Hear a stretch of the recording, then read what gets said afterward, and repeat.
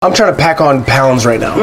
I've been feeling too skinny. The salads are out. I think so. Like, I've been feeling a little too light this COVID-19. Same. Like, I want to step on my scale and feel like I've done something. Right, like I want to break it. Right. For real. I wanted to see error. I want to see ERR. ERR. I want to see call a doctor. So what's the meal we can have for that? I think a nice beef bolognese with some milk. Ooh, Bolognese. Cheese, wine. Yes. Some homemade noodles. Yeah. Oh, homemade noodles. I could do that. I am going to make kale, but don't worry, because there's going to be bread in it.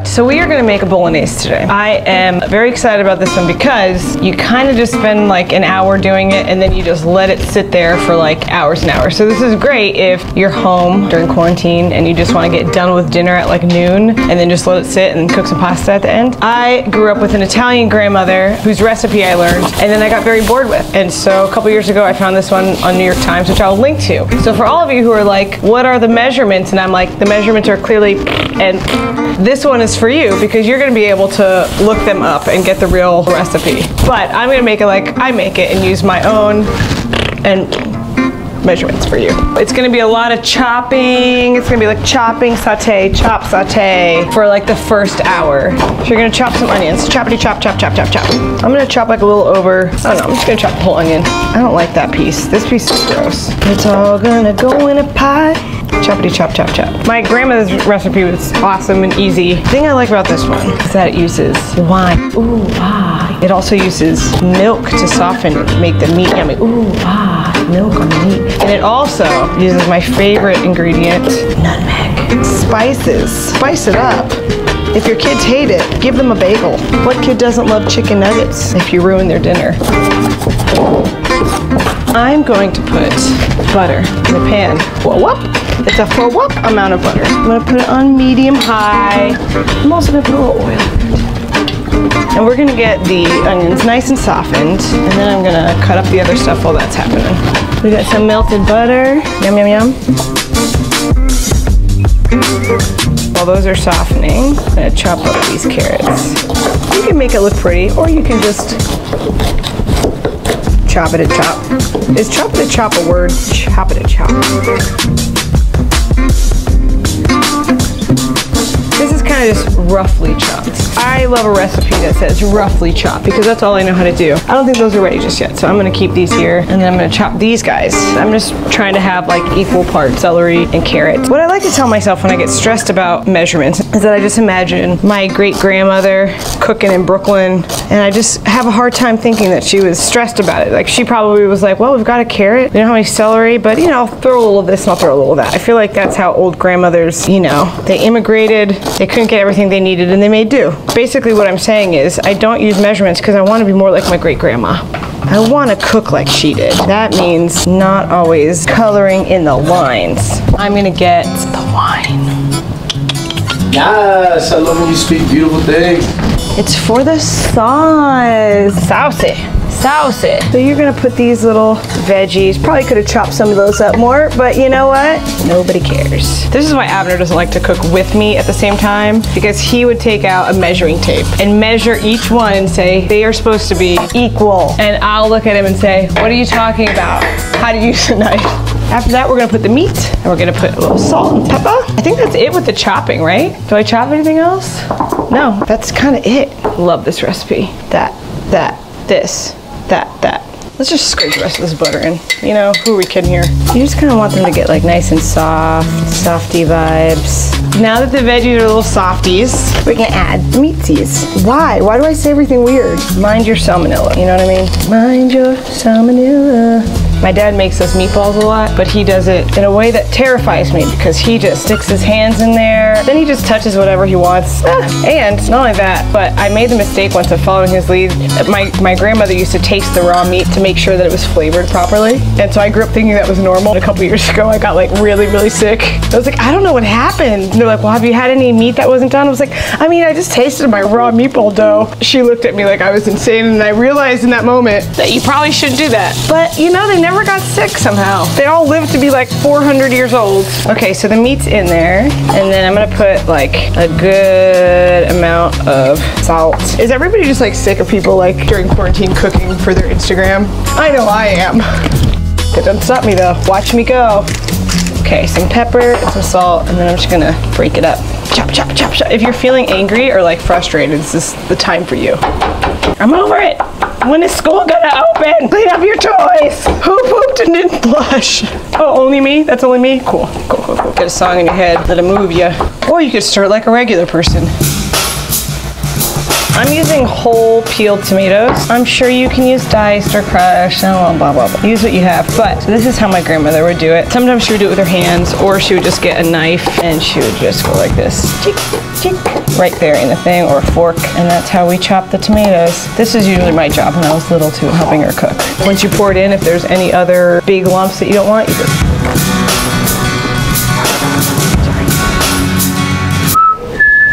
I guess I'll open this. I'm cooking! Mommy's cooking.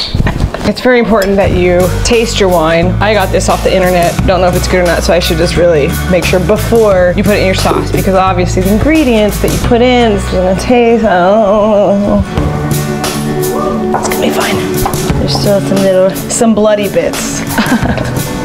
That sounds so gross. That's pretty good. Now we're gonna add milk.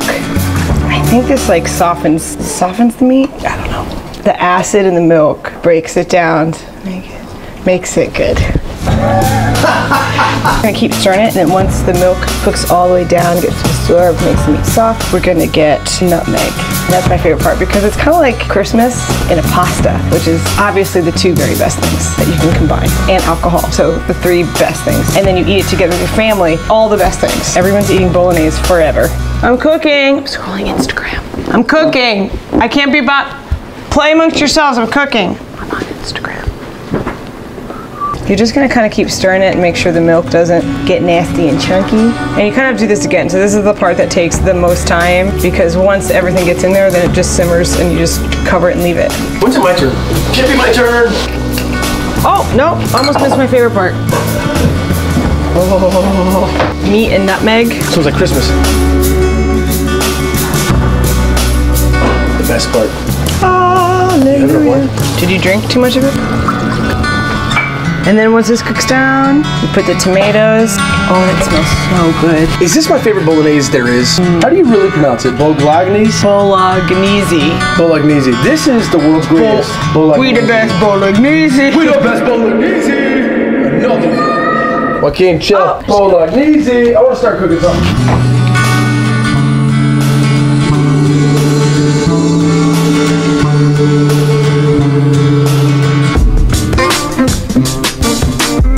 Alright y'all, we're making egg noodles. Egg noodles are a very easy way to impress your guests. We're having a pasta dish tonight. Oh wow, this pasta's like really good. Yeah, we didn't buy it. We made it. You're welcome. Feels pretty good. Feels good to say. Feels better to eat. A lot of different recipes out there for egg noodles. It's a dangerous one to make for me. A lot of people say make it in a food processor. That'll work. I'm not gonna use it because I like the challenge. Today I'm gonna try it the good old-fashioned Italian way, just on a table. Flour's on the table, man. We're going for it. 2 yolks and 3 whole eggs.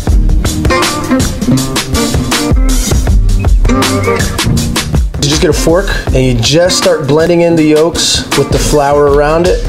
Nice and slowly. Now 2 whole eggs with the whites. Let's go. Save that for either a cocktail or a dessert later.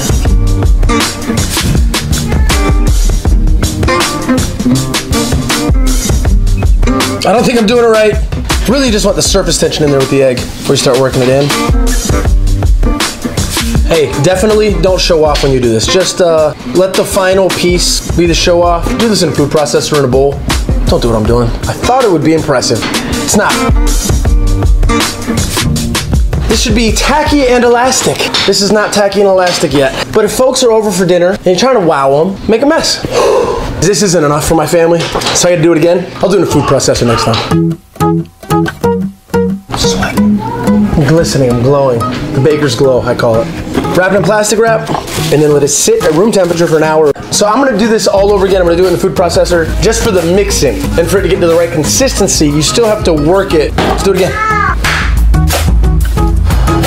Let's make some noodles, y'all. It's been an hour. So really you're waiting all this time just to get it soft enough to roll out. You could do it in 30 minutes. It'll settle and roll out faster than an hour. But anytime before an hour, you're really gonna have to like wrestle with it to get the dough the width you want it to be. Have tea towel ready. You've got this sweet little ball of egg noodle dough. We love you. Cut it in 4 pieces. Bang. Cut it in half. Cut it in half again. We got 4, evenish pieces. Cover the other 3. Then what I like to do is I like to roll this back up into a little ball and then into a bit of an oval on a lightly floured surface. And I begin to roll it out. These noodles are gonna be bomb. Be excited. This little thing, I'll put a link. It's a little noodle drying rack. Game changer. My dear friends, the Frankians, whenever they make noodles at home, they literally hang it up on all the cabinets in the kitchen. So I'm using the KitchenAid pasta roller router thingy by KitchenAid. I have it on the highest setting, which is the lowest number. Toss my little oval up in here. And I also got the slicer. This is what we're gonna make the noodle shape with. I'm gonna fold it to right about the width that I know it can fit. Now we're gonna do it again.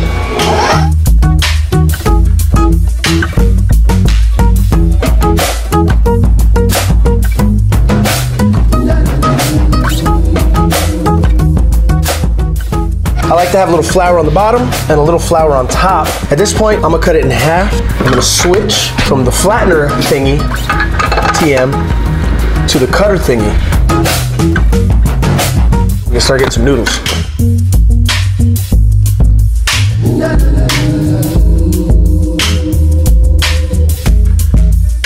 Here we go, man.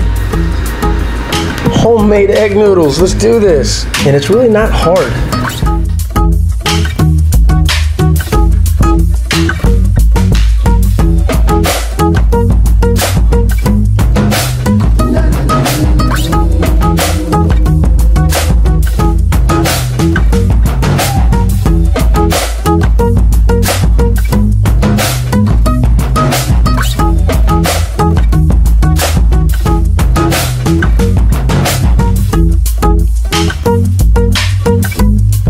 It's now time to cook these joints. Oh yeah. Fresh pasta takes a lot less time to cook. Ooh, they cooked up too good. Oh no. Oh, it's going in. Watch this. Sounds about ready. Is it the sound of the noodle hitting the wall, Amanda? That's if it sticks. Oh, I thought it was the sound. You sure it's not the sound? I mean, it kind of stuck. You can also just taste it. But I've just thrown it against the wall. I don't want to eat it. Oh yeah, no, that's good. Ooh, drop some. Look at us, babe. Who thought we'd be here? Me.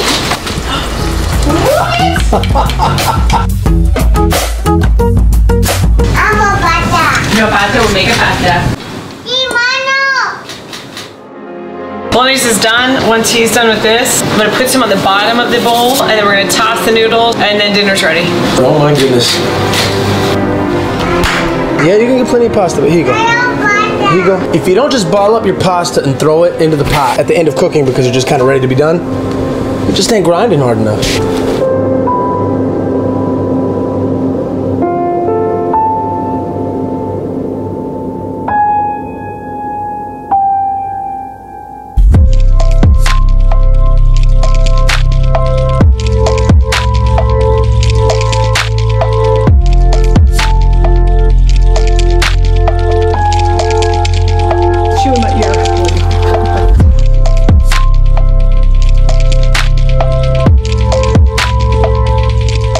Here we go. Yeah! Oh, it's hot.